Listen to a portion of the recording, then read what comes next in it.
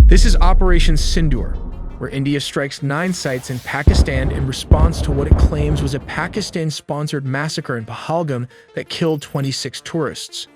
To avenge this incident, India reportedly used a mix of advanced weaponry, including the French-made Scalp Missile, also known as Storm Shadow, and the Hammer, a precision-guided free-fall bomb. All in the video ahead. We'll now look at the detailed timeline of how the operation unfolded, beginning with the launch of India's fighter jets, including the French-made Rafale. At around 1:28 in the morning, India initiated precision missile strikes on 9 high-value targets located in Pakistan or Pakistan-Occupied Kashmir.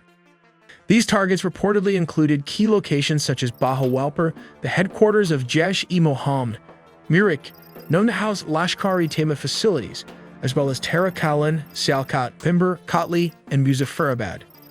The Indian Air Force deployed Rafale jets armed with Scalp cruise missiles and Hammer precision-guided bombs.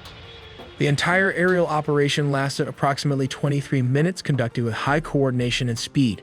Between 1:28 and 1:51 a.m., loud explosions were reported across several cities, with power outages occurring in Bahawalpur and Muzaffarabad, adding to the chaos and confusion on the ground.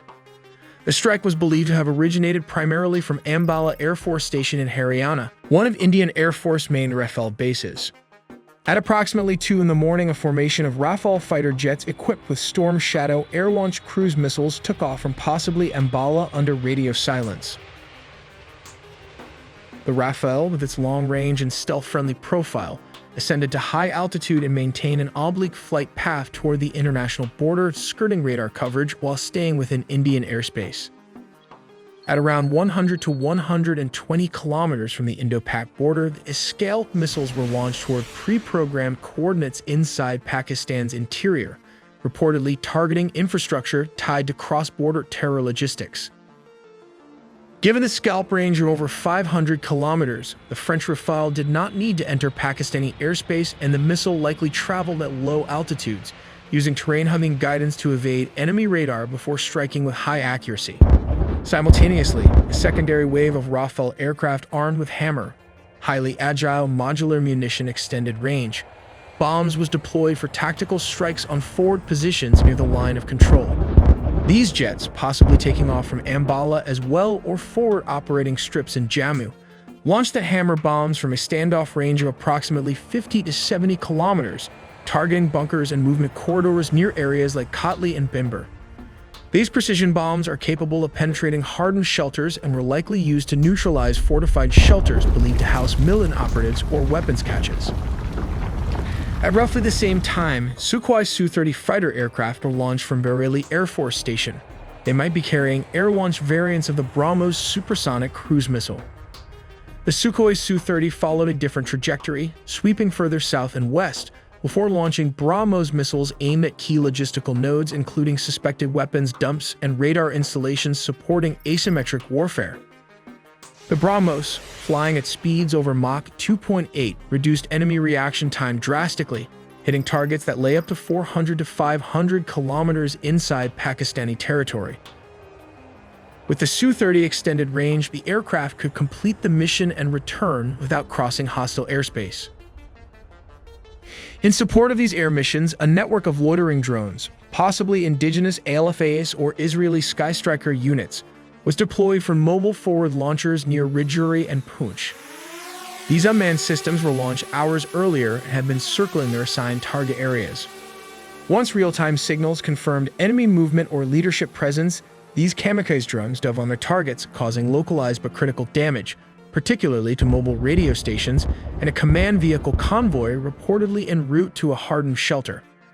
Storm Shadow missiles can be launched from the Dassault Rafale, the Eurofighter Typhoon, and most recently the MiG-29 or the Su-27 jets, as shown here in the animations. It is a low-observable air-launched cruise missile. Interestingly, the development of the Storm Shadow missile is also known as Scalp EG in France. Comparing this to a person will help you understand its size. Even better, let's compare this to the American cruise missile or the Russian missile. For now, we will look at the step-by-step format of how this works. Aircraft releases the missile. After a few seconds, the missile opens its two wings. It first uses inertial and GPS for guidance at the first stage of the missile. Drops to low cruising altitude and identifies its position using GPS, just like the animation shown here. As you can see, it flies below the radar and close to the hills and ground. This is why the Pakistan Army radar could not detect the Storm Shadow missile. At the final stage, a thermal homing head and a terrain contour matching are used to guide the missiles. This is how it works. It uses the IR sensor imaging infrared seeker to track and process images, helping it glide to its target. It climbs to a higher altitude. This helps the command and control to even monitor the target in the dark using a two-way data link. For the final maneuver, the nose cone is jettisoned to allow a high-resolution thermographic camera or infrared homing to observe the target area. The missile then tries to locate its target based on its preloaded data information. If all is approved, it then dives to destroy the target. But let's take a look at how all this started. According to India, Adil Ahmed Thoker, a local from Bhimber who had returned from Pakistan, played a key role in guiding the group. Thoker and his associates had crossed into India from Pakistan-Occupied Kashmir through the rugged and remote Poonch Rajouri sector of the Line of Control back in October 2024. This sector, known for its difficult terrain, has historically been exploited for illegal crossings. After infiltrating, the group moved covertly through the forested and mountainous routes of Jammu and Kashmir. They carefully avoided detection by sticking to interior tracks and hilly belts, eventually making their way to Anantnag and finally to Pahalgam. The attackers emerged from the dense pine forests surrounding Bazaran Meadow, a beloved tourist destination, and launched their assault, opening fire on the unsuspecting tourists gathered there. Let's look at the detailed timeline of the attack and how the horror unfolds. At around 2:25, survivors reported hearing the first bursts of gunfire while tourists were picnicking or preparing to leave. A brief, eerie silence followed, sowing confusion and fear among the visitors. By 2:45, armed militants in camouflage clothing emerged from the nearby forest and began firing at Hindu and Christian male tourists. Witnesses describe how the attackers sometimes singled out men, asking if they were Muslims before deciding whether to shoot. Many tourists scrambled for cover, hiding behind fences, sliding down muddy slopes, or diving into pits to avoid the gunfire. The shooting continued relentlessly for about 30 minutes. By 3 o'clock in the evening, the attackers were targeting tourists attempting to escape near the few available exit points. In the brutal attack, at least 26 people were killed, including a Navy officer on his honeymoon and a former banker. At around 3:40 p.m., Indian Army helicopters arrived overhead, signaling the beginning of a large-scale evacuation operation. Special forces swiftly secured the area by 4 o'clock p.m., escorting the stunned and terrified survivors to safety. In the chaos that followed, the terrorists managed to vanish once again into the surrounding dense forest before security forces could engage them. Eyewitnesses and investigators later reported that the attackers used the forest cover to facilitate their escape, taking full advantage of the rugged topography and natural camouflage offered by the terrain. To further evade tracking, the group reportedly discarded stolen mobile phones during their retreat. As of the latest updates, the terrorists remain at large, with a massive manhunt underway across the forests and hills around Pahalgam and Anantnag. This is how Pakistan might respond if Indian attacks continue for the next couple of months.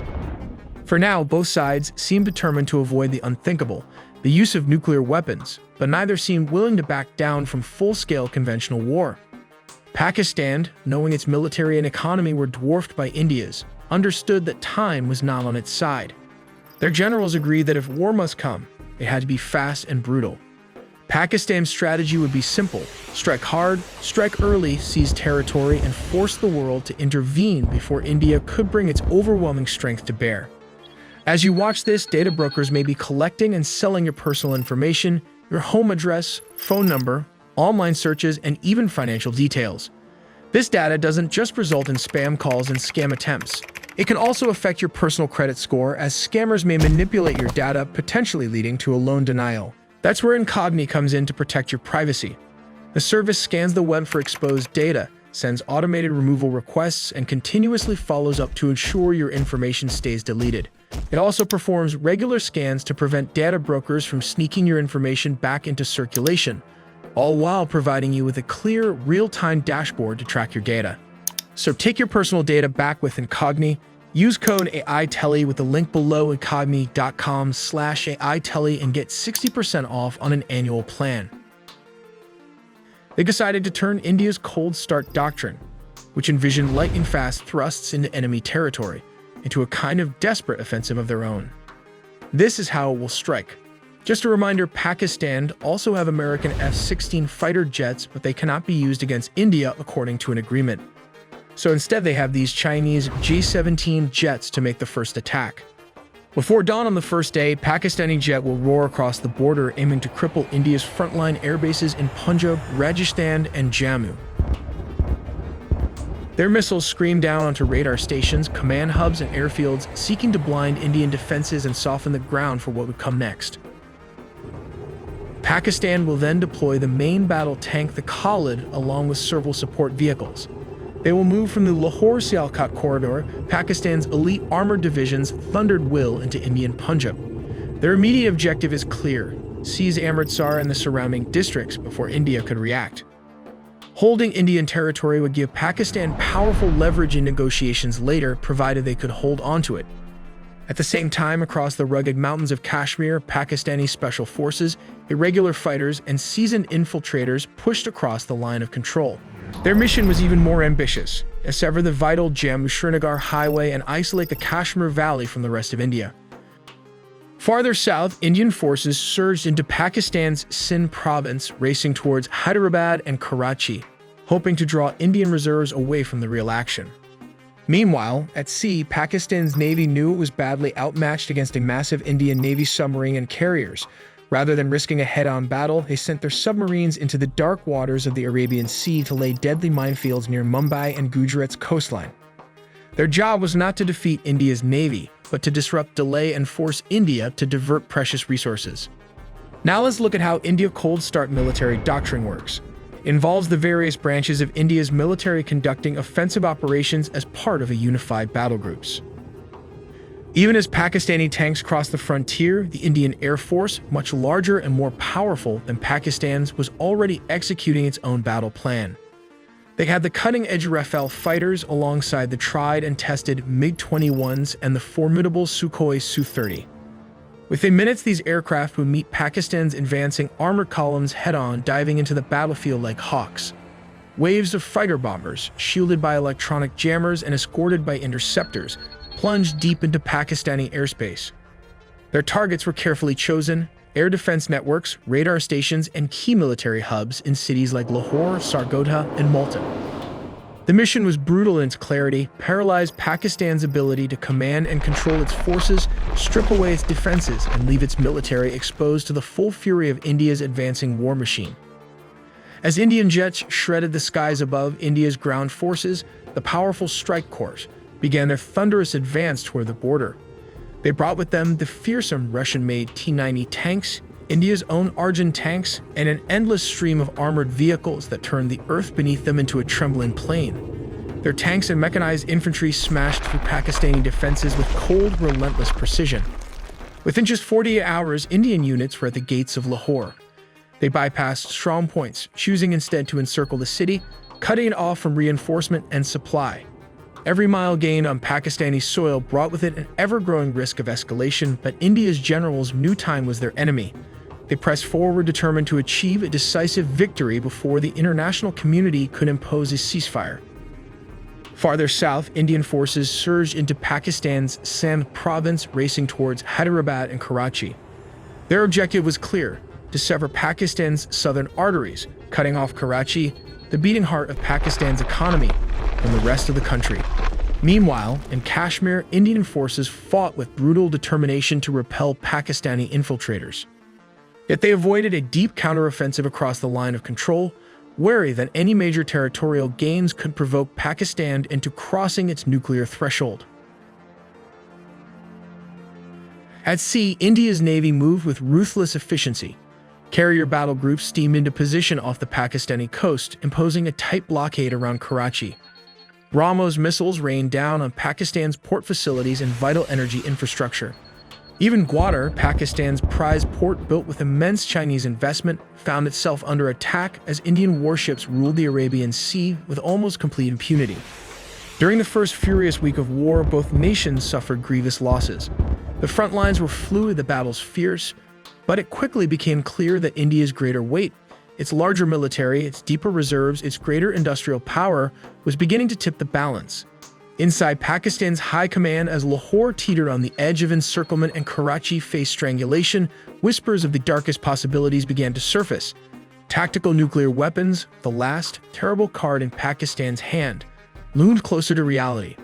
We make original 4K 3D animation with a small team of animators, so please support us by subscribing and dropping in a comment for more exclusive engineering animations made just for you guys.